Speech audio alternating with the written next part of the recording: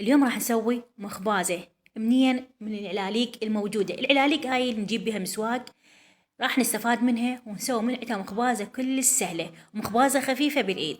هنا شكو علاقة عندي بالبيت جمعتها وخليتهن بعلاقة واحدة، وإذا ما عندك علاليق تقدرين تستخدمين هاي السفر الأمتار. المهم شي خفيف عندك، وهمين تقدرين تستخدمين الشوفان أو التور. واكيد هنا عندي قماش نظيف وراح اخليه، طبعا انا مسويتها بالخياط وهالمره راح اسويها بدون خياط سهله. هنا أنا خليت قطعه قماش عليها وداخلها العلاليق، وهنا جبنا قماش ثاني وراح نقصه دائري نخليه على المقبازه وناخذ الشكل الدائري. واكيد القماش الثاني نخليه اكبر من المخبازه حتى شنو نقدر نتحكم بها. اكيد هنا بعد ما قصيتها راح ناخذ الطرف مالها ونطوي او نطبقه، ونقدر نخيطه بهالشكل بالابره والخيط او بالماكينه. طبعا المخبازه قبلها اللي سويتها بالماكينه وهماتين سهله، بس طلبتوها من عندي بس مو هنا على كواي على اليوتيوب، قلتولي اريتها بدون ماكينه، يعني اكواي بيوت عراقيه ما موجوده الماكينه، فهماتين بالابره والخيط هم تفيد.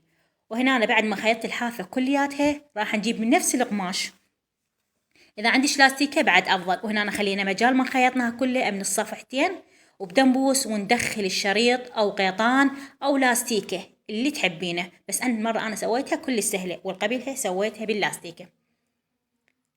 وهنا أنا عبرت الشريط داير حوالين القماش، وبعدين رجعت لبسيتها للمخبازة، وأكيد راح أسحب الزايد من القيطان وأقصنه بعدين بهالشكل هذا. انكمشت عندي وتكورت وصارت عندي مخبازة، وانتم الحجم اللي تردونه كبيرة صغيرة أهم شي.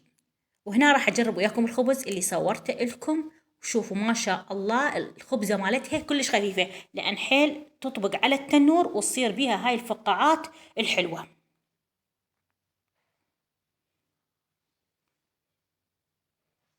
إذا عجبتكم المخبازة لا تنسوني تضغطوا لي على القلب والأكس بلور حتى استمركم بكثر النشر الأشياء المفيدة والحلوة، أكلات وصفات أعمال. وشوف الخبز مالته كلش خفيفة حلوة، وشوف هاي الفقاعات بسبب المخبازة، لأن كلش أطبقها حيل على التنور فشنو رأسا نقول تفي عندنا أو تفقع. يلا وصلت لنهاية الفيديو، وإن شاء الله نلقيكم في فيديوهات جديدة وحلوة، ومع ألف سلامة.